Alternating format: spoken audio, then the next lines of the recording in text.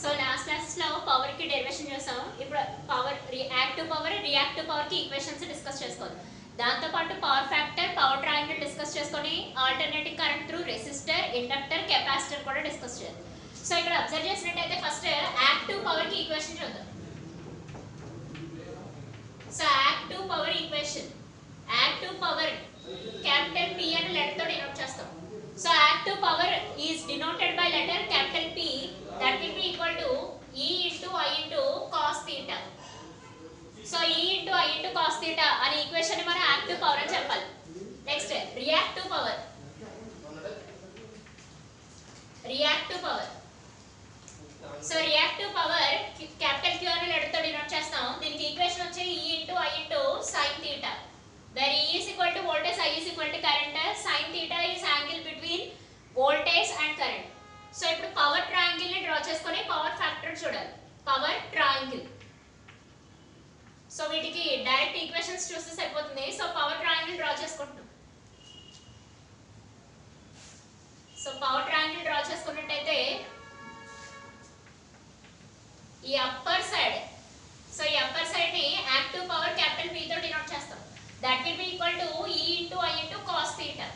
Okay, so ఈ side ని, so vertical side ని, సో ఇక్కడ theta అనే యాంగిల్, ఈ వెర్టికల్ సైడ్ వచ్చేసి మనకి reactive power, that will be equal to Q, capital Q, E into I into sin theta. So ఇక్కడ ఒకసారి ఈక్వేషన్స్ అబ్జర్వ్ చేసినట్టయితే యాక్టివ్ పవర్ క్యాపిటల్ P అనే లెటర్ తో డినోట్ చేస్తాం. That will be equal to EI cos theta.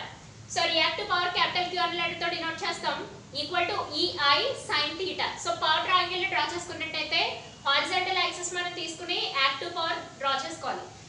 Vertical axis లో reactive power draw చేసుకొని వాటి మధ్య థీటా అనే యాంగిల్ ని మేక్ చేస్తాం. Okay, so actually active power నుంచి మనకి పవర్ ఫ్యాక్టర్ అనే కాన్సెప్ట్ వస్తుంది. మీరు అబ్జర్వ్ చేసినట్టయితే P is equal to EI cos theta అని రాసాం కదా. సో ఇక్కడ ఈ cos theta అనేది మనకి power factor.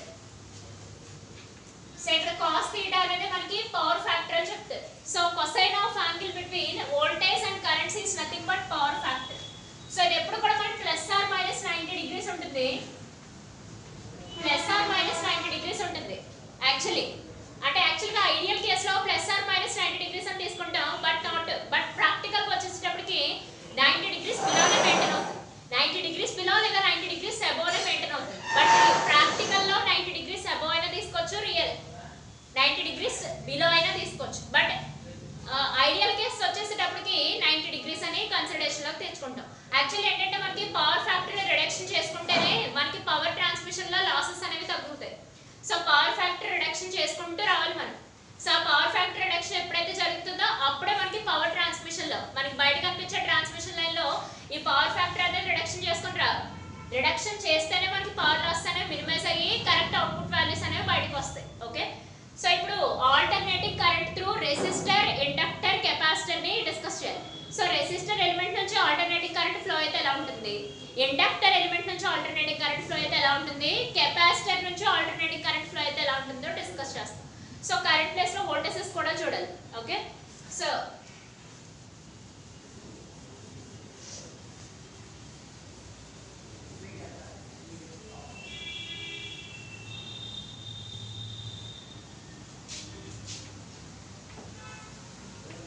AC through pure resistor. So ఇప్పుడు ఆల్టర్నేటింగ్ కరెంట్ ని రెసిస్టర్ ఎలిమెంట్ నుంచి ఫ్లో చేస్తే ఎలా ఉంటుంది, దీని బిహేవియర్ ఎలాగో మనం డిస్కస్ చేయాలి. సో రెసిస్టర్ అనే ఎలిమెంట్ నుంచి ఫ్లో చేసినప్పుడు ఆల్టర్నేటింగ్ కరెంట్ బిహేవియర్ ఎలా ఉంటుందో ఈక్వేషన్స్ ఫామ్ లో డిస్కస్ చేయాలి. సో ఇక్కడ మీరు అబ్జర్వ్ చేసినట్టయితే ఒక రెసిస్టర్ ని డ్రా చేస్తున్నాం, దీనికి ఆల్టర్నేటింగ్ సప్లై ఇస్తున్నాం, ఆల్టర్నేటింగ్ వోల్టేజ్ లేదా ఆల్టర్నేటింగ్ కరెంట్ ఏదైనా పర్వాలేదు. So resistor R, so pure resistor R. So ఇందులో ఫ్లో అయ్యే కరెంట్ వచ్చి I, ఇక్కడ మనం ఇచ్చే supply voltage E, that will be equal to E0 sin omega t. So ఈ ఈక్వేషన్స్ ఆల్రెడీ లాస్ట్ క్లాస్ లో డిస్కస్ చేస్తాం. So E is equal to E0 sin omega t, where I is equal to I0 sin omega t. E is equal to E0 sin omega t, I is equal to I0 sin omega t. So ఇప్పుడు E is equal to IR according to Ohm's law. So ఈ Ohm's law అనేది మనం intermediate level లోనే discuss చేస్తాం. E is equal to IR according to Ohm's law. Voltage can be written as multiplication of resistor current. Okay,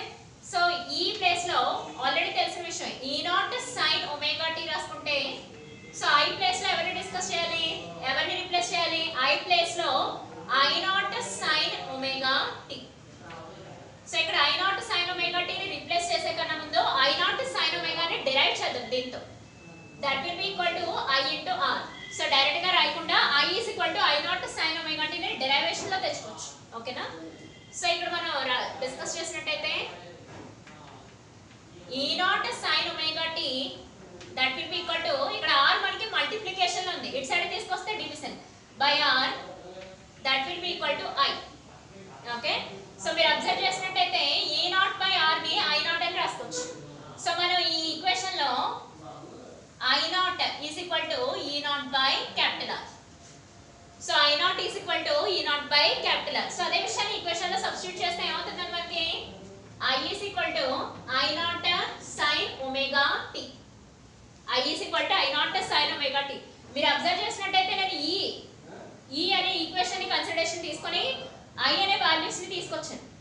So E is equal to E0 sin omega t that will be equal to according to Ohm's law I into R. Okay, ఇక్కడ R multiplication లో ఉంది, so ఇటు side తీసుకొస్తే అది division అవుతుంది. So E0 by R ని మనం I0 అని రాసుకున్నట్టయితే I will be equal to I0 sin omega t where I0 is equal to E0 by capital R. So ఇక్కడ I0 లో E0 అనేవి లాస్ట్ ఆల్రెడీ డిస్కస్ చేసాం. ఏమని ఒక ఆల్టర్నేటివ్ వేవ్ ఫార్మ్ తీసుకుంటే E0 అయినా I0 అయినా మనకి పీక్ వాల్యూస్ అవుతాయి. సో పీక్ వాల్యూస్ కరెంట్ తీసుకుంటే I0 పీక్ వాల్యూ అవుతుంది, అదే వోల్టేజ్ తీసుకుంటే E0 పీక్ వాల్యూ అవుతుంది, ఏవైనా సరే పీక్ వాల్యూస్. ఓకేనా? సో RMS వాల్యూస్ అంటే ఇవి మనం ఇక్కడ స్ట్రైట్ లైన్ డ్రా చేస్తుంటే వచ్చే వాల్యూస్ అన్ని కూడా RMS వాల్యూస్. అవి ఎంత నేను డిస్కస్ చేసుకున్న IRMS is equal to I0 by √2 లేదా ERMS is equal to ఏమని డిస్కస్ చేసాం E0 by √2. సో లాస్ట్ లో డిస్కస్ చేసినవి అవే. సో మనకి ఎప్పుడైనా క్వశ్చన్ మనకి షార్ట్ ఆన్సర్స్ లో అడిగినప్పుడు what is define alternating current అని అడిగి derive RMS values of the current and voltage అని అడుగుతారు. సో లాస్ట్ లో డిస్కస్ చేసిన RMS వాల్యూస్. సో అవంతా డెరివేషన్ చెప్పాలి. సో 0 to t అని సో కంప్లీట్ సైకిల్ తీసుకొని ఇంటిగ్రేషన్ వాల్యూస్ ని పెర్ఫార్మ్ చేసాం. సో లాస్ట్ క్లాస్ వేర్ ఇక్కడ ఈ ఈక్వేషన్ లో చూసినట్టయితే I0 is equal to E0 by R. మీరు అబ్జర్వ్ చేసినట్టయితే E0 I0 వాల్యూస్ సిమిలర్ గా ఉన్నాయి. E is equal to E0 sin omega t where I is equal to I0 sin omega t. So ఇక్కడ sin omega t వచ్చే మధ్యలో ఏ angles రాలే, అంటే plus are minus 90 అని కానీ ప్లస్ 90 అని కానీ మైనస్ 90 అని కానీ ఏమి రాలేదు. అంటే దాని అర్థం ఏంటి, కరెంట్ వోల్టేజ్ రెండు కూడా మనకి ఇన్ ఫేజ్ లో ఉన్నట్టు లెక్క. సో కరెంట్ వోల్టేజ్ మనకి ఇన్ ఫేజ్ లో ఉన్నట్టు లెక్క, బట్ వోల్టేజ్ తో కంపేర్ చేస్తే కరెంట్ వాల్యూస్ డిక్రీస్ అవుతాయి. ఎందుకని వోల్టేజ్ తో కంపేర్ చేస్తే కరెంట్ వాల్యూస్ అనేవి డిక్రీస్ అవుతాయి. ఫర్ ఎగ్జాంపుల్ న్యూమరికల్ గా తీసుకున్నట్టయితే న్యూమరికల్ గా కరెంట్ వాల్యూస్ 4 తీసుకున్నట్టయితే 4 వోల్ట్స్ తీసుకున్నట్టయితే రెసిస్టర్ 2 ఓమ్స్ తీసుకున్నట్టయితే ఫర్ ఎగ్జాంపుల్ న్యూమరికల్ వాల్యూస్ లో డిస్కస్ చేద్దాం. న్యూమరికల్ వాల్యూస్ లో కరెంట్ వాల్యూస్ 4 వోల్ట్స్ తీసుకున్నాను, రెసిస్టెన్స్ వాల్యూస్ 2 ఓమ్స్ తీసుకున్నాను. మనం కరెంట్ క్యాలిక్యులేట్ చేయమంటే ఏమని రాస్తాము, so I0 is equal to 2 amperes వస్తుంది. సో మనం ఇక్కడ న్యూమరికల్ లోనే చెప్పచ్చు 4 వోల్ట్స్ ఎక్కువ 2 ఆంపియర్స్ ఎక్కువ, ఆబ్వియస్లీ 4 వోల్ట్స్ ఎక్కువ 2 ఆంపియర్స్ అనేవి తక్కువ. అంటే దాని అర్థం ఏంటి, రెండు ఇన్ ఫేజ్ లోనే ఉన్నాయి. సో రెండు ఇన్ ఫేజ్ లోనే ఉన్నా హైయెస్ట్ వాల్యూస్ వచ్చేసి వోల్టేజ్, లీస్ట్ వాల్యూస్ వచ్చేసి కరెంట్ అవుతుంది. సో ఈ న్యూమరికల్ గా మనం డిస్కస్ చేసుకొని ఇక్కడ ఆల్రెడీ డెరైవ్ చేసాం. సో ఇక్కడ మనం చెప్పుకోదగ్గ విషయం ఏంటి, కరెంట్ వోల్టేజ్ రెండు కూడా ఇన్ ఫేజే. సో ఇన్ ఫేజ్ వాల్యూస్ వస్తే at the same time voltage values తో కంపేర్ చేసుకుంటే కరెంట్ వాల్యూస్ అనేవి స్మాల్. ఓకే, సో అదే విషయం ఇక్కడ మనం ఫేజర్ డయాగ్రామ్స్ లోనే వేవ్ ఫార్మ్స్ లోనే రిప్రజెంట్ చేయాలి. So phasor diagrams wave forms represent చెయ్యకపోతే అసలు ఇలా ఇచ్చిన షార్ట్ ఆన్సర్ కి మనం ఎంత డెరైవ్ చేసినా ఒక అర్థం ఉండదు.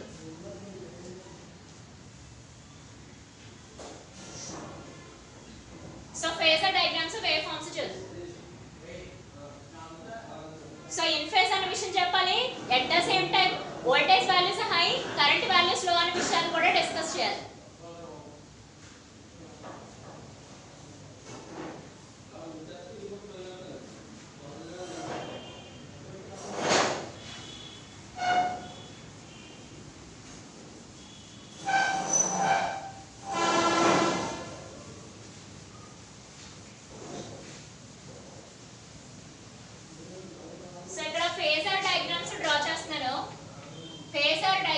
Phasor diagrams is nothing but vector diagrams. So phasor diagrams are vector diagrams.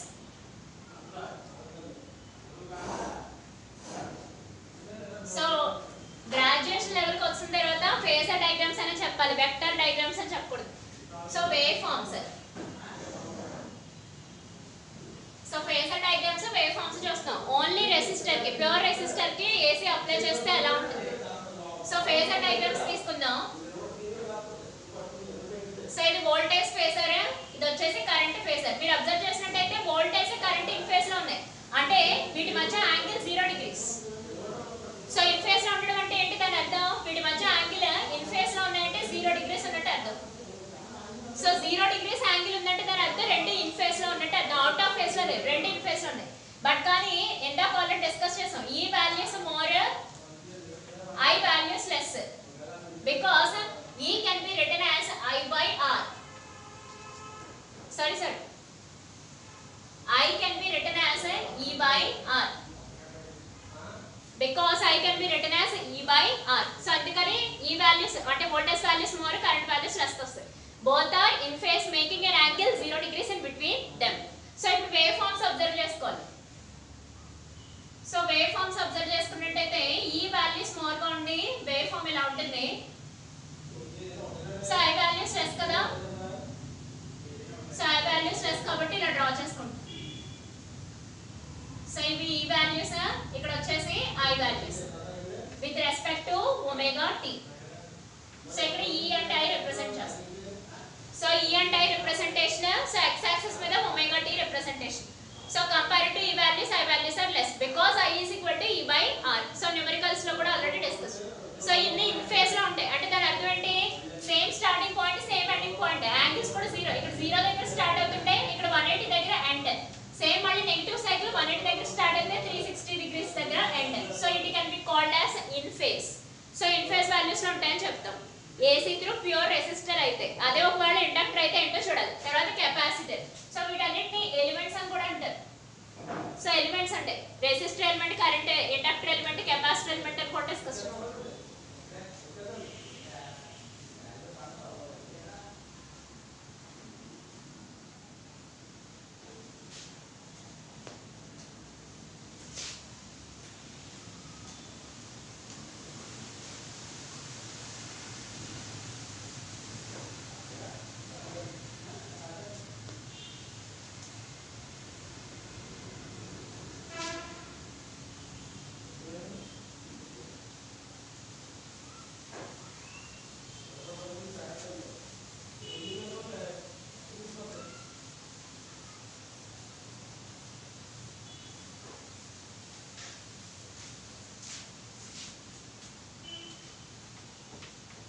So AC through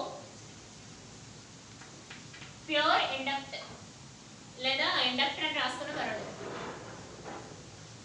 so AC ని ఇండక్టర్ ఎలిమెంట్ కి అప్లై చేస్తే సిచువేషన్ ఏంటి, AC త్రూ ఇండక్టర్. సో ఇప్పుడు ఒక ఇండక్టర్ ని డ్రా చేస్తాం. ఇండక్టర్ అంటే number of turns. Last class లో already self inductance, mutual inductance discuss చేసుకున్నాం కదా, అప్పుడు డ్రా చేసాం ఇవన్నీ. So inductor capital L, inductor capital L. Okay, so ఇప్పుడు ఇది AC సప్లైకి ఇస్తున్నాం. E is equal to E0 sin omega t. E is equal to E0 sin omega t. So ఇక్కడ flow అయ్యే కరెంట్ వచ్చేసి I. ఓకేనా. So మనం observe చేసినట్టయితే E is equal to L into dit by dt equation. So E is equal to L into dit by dt అనేది primary equation according to inductor. So voltage values ని in terms of inductor capital L రాయమంటే L into dit by dt అని రాయాలి. Okay, so ఇప్పుడు I values ని derive చేసి అవి in phase out of phase అనేది డిస్కస్ చేయాలి. Phasor diagrams, wave forms same resistor concept లాగే. సో ఇక్కడ అబ్జర్వ్ చేసినట్టయితే dt మనకి డివిజన్ లో ఉంది, సైడ్ సైడ్ తీసుకొస్తుంది multiplication. So E into dt will be equal to L, capital L into di. So capital L into di. కొంచెం ఎంబో రాద్దాం. E into dt is equal to capital L into di. capital L into di. కానీ మనకి E అంటే values తెలిసి ఏమని, E0 sin omega t అని. So E0 sin omega t into dt will be equal to L into di. L into di. So ఇక్కడ observe చేసినట్టయితే above equation కి integration ని పెర్ఫార్మ్ చేసేద్దాం.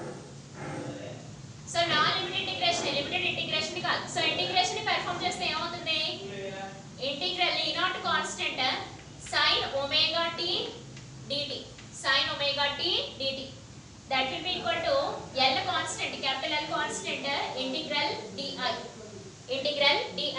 మీరు అబ్జర్వ్ చేసినట్టయితే ఒమేగా టీ కి ఇంటిగ్రేషన్ చేయట్లేదు, ఓన్లీ టీ కి ఇంటిగ్రేషన్ చేస్తున్నాం. అంటే దాని అర్థం ఏంటి, బై ఒమేగా రావాలి, వచ్చే ఇంటిగ్రేషన్ వాల్యూస్.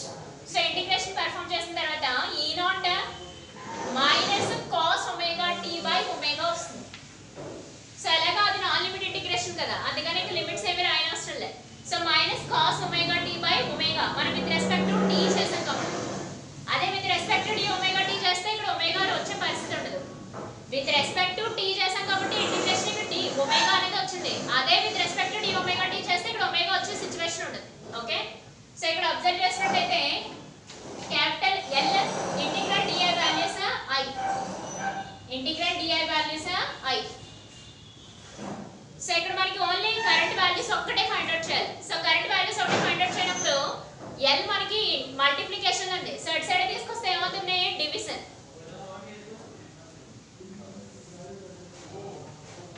సో ఇక్కడ I is equal to E naught omega L into cos omega t. So ఇక్కడ మొత్తం సింప్లిఫికేషన్ చేసి రాస్తాను. సో ఇక్కడ మనకి మల్టిప్లికేషన్ ఉంది, ఇటు సైడ్కి వస్తే డివిజన్, ఇది ఆల్రెడీ డివిజన్ లోనే ఉంది, ఒమేగా డివిజన్.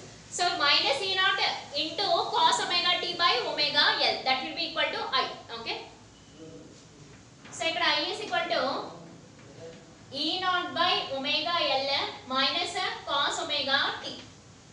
ఓకే, సో ఇక్కడ అబ్జర్వ్ చేసినట్టయితే I naught is equal, sorry I naught కదా, I వాల్యూస్ వస్తాయి. సో ఇక్కడ I is equal to E naught by omega L. So minus cos omega t ని sin omega t minus pi by 2 అని రాస్తాను.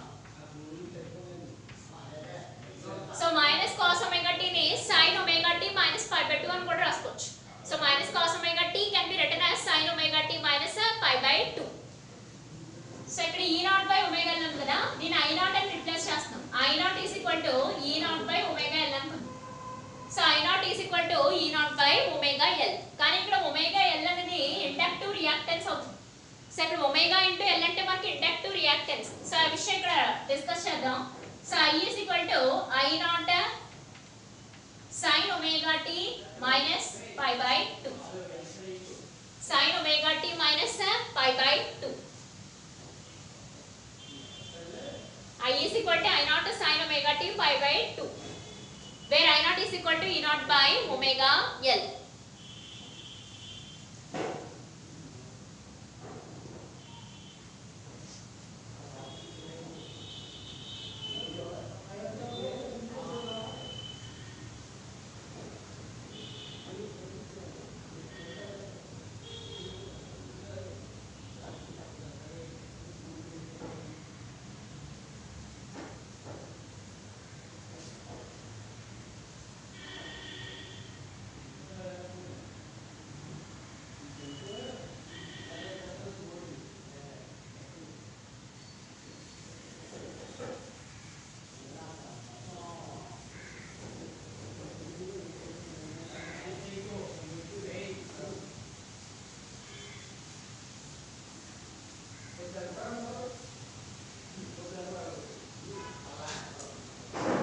So ఇక్కడ discuss చేసాం already, I naught is equal to E naught by omega L అని రాసుకున్నాం కదా.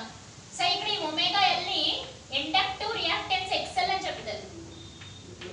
Inductive reactance XL అని చెప్పాలి. So inductive reactance XL, so inductive reactance XL. So inductive reactance అంటే ఏంటంటే వోల్టేజ్ కి కరెంట్ కి మధ్యలో ఉండే యాంగిల్ లాగింగ్ నేచర్ లో చేసేదే ఇండక్టివ్ రియాక్టెన్స్. అంటే ఇది non resistive components. Non resistive inductive reactance is nothing but a non resistive component which makes voltage current lags voltage by 90 degrees. Okay, ఆ విషయం చెప్తాను. సో ఇప్పుడు ఈక్వేషన్స్ రాస్తే ఆ కరెంట్ లాగ్స్ వోల్టేజ్ అనే విషయం డిస్కస్ చేసుకోవచ్చు. సో ఇక్కడ అబ్జర్వ్ చేసినట్టయితే XL is equal to inductive reactance. So ఇది నాన్ రెసిస్టివ్ కాంపోనెంట్స్, బట్ కానీ ఇది ఉండడం వల్లే కరెంట్ వోల్టేజ్ కి లాగింగ్ నేచర్ లోకి వచ్చేస్తుంది. సో లాగింగ్ నేచర్ అంటే వెనక పడిపోవడం, లీడింగ్ నేచర్ అంటే ముందుకు వచ్చాడు, అంటే ఒక దాన్ని దాటుకొని ముందుకు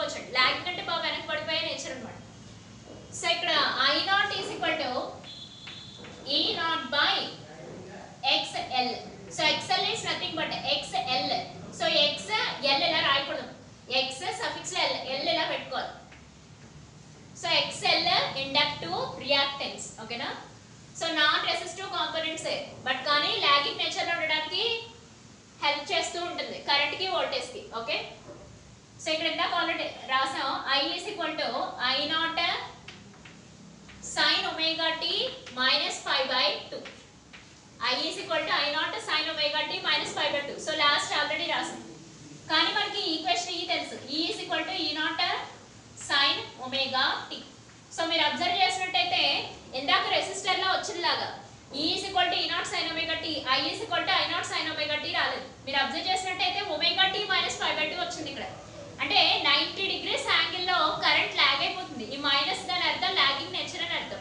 అంటే phasor diagrams wave forms observe చేస్తే మీకు ఇంకా క్లారిటీ వస్తుంది. లాగింగ్ నేచర్ అంటే ఫస్ట్ వోల్టేజ్ ప్రొడక్షన్ 90 degrees తర్వాత కరెంట్ ప్రొడక్షన్ అనేది జరుగుతుంది అన్నమాట. సో ఇక్కడ ఫేజర్ డయాగ్రామ్స్ వేవ్ ఫార్మ్స్ లో క్లారిటీగా చూడొచ్చు. Phasor diagrams is nothing but vector diagrams. So ఇక్కడ మీరు అబ్జర్వ్ చేసినట్టయితే ఈ I so 90 degrees lagging nature lagging. So 90 degrees తర్వాత వోల్టేజ్ మెయింటైన్ అయిన 90 degrees తర్వాత కరెంట్ వేవ్ ఫార్మ్స్ అనేవి జనరేట్ అవుతాయి. అంటే ఫస్ట్ మనకి వోల్టేజ్ వేవ్ ఫార్మ్స్ జనరేట్ అయిన తర్వాత కరెంట్ వేవ్ ఫార్మ్స్ అనేవి జనరేట్ అవుతాయి. ఏ ఎలిమెంట్ లో? ఇండక్టర్ ఎలిమెంట్ లో. లాగింగ్ నేచర్ ఉంటుంది. Current voltage both are in lagging nature. అంటే current lags voltage by 90 degrees అని చెప్పాలి. Current lags voltage by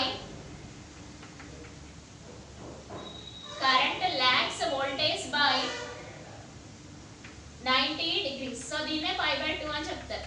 okay ఇదంతా మనకి ఐడియల్ కేసు. ప్రాక్టికల్ లో 90 degrees ఉండదు, ఇంకా 90 degrees కన్నా తక్కువ ఉంటుంది. సో ఇక్కడ ఫేజర్ డయాగ్రామ్స్ చూసాం. వేవ్ ఫార్మ్స్ కూడా అబ్జర్వ్ చేయాలి. సో వేవ్ ఫార్మ్స్ అబ్జర్వ్ చేసినట్టయితే సో ఇక్కడ వోల్టేజ్ వేవ్ ఫార్మ్. సో ఇక్కడ 90 degrees 0 degrees, ఇక్కడ 90, ఇక్కడ 180. సో ఇది 270, సో ఇక్కడ 360. సో ఇక్కడ 90 degrees కి కరెంట్ వేవ్ ఫార్మ్స్ అనేవి స్టార్ట్ అవుతాయి. సో కరెంట్ వేవ్ ఫార్మ్స్ మనకి 90 degrees తర్వాత స్టార్ట్ అవుతుంది. ఓకే సో ఈ డయాగ్రామ్ లో మీకు క్లారిటీగా అర్థమవుతుంది. సో ఇది వోల్టేజ్ వేవ్ ఫార్మ్స్, ఇక్కడ వచ్చేసి ఇది current wave forms. So voltage వచ్చిన 90 degrees లాగ్ తర్వాత కరెంట్ వాల్యూస్ అనేవి ప్రొడక్షన్ అవుతాయి. So lagging nature current voltage values అనేవి ప్రొడక్షన్ చేస్తాయి. ఏ ఎలిమెంట్? Inductor element. ఓకేనా. దీనికి ఆపోజిట్ లో ఆలోచించాలి కెపాసిటర్ ఎలిమెంట్ కి, అంతే డిఫరెన్స్. సో ఇక్కడ XL అనేది డిఫరెన్స్ చూడాలి. XL అంటే omega L, that means equal to inductive reactance అని ప్రొనౌన్సియేషన్ చేస్తాం. యాక్చువల్లీ ఇండక్టివ్ రియాక్టెన్స్ అంటే non resistive components which lags the current by which is used to produce lagging current. Okay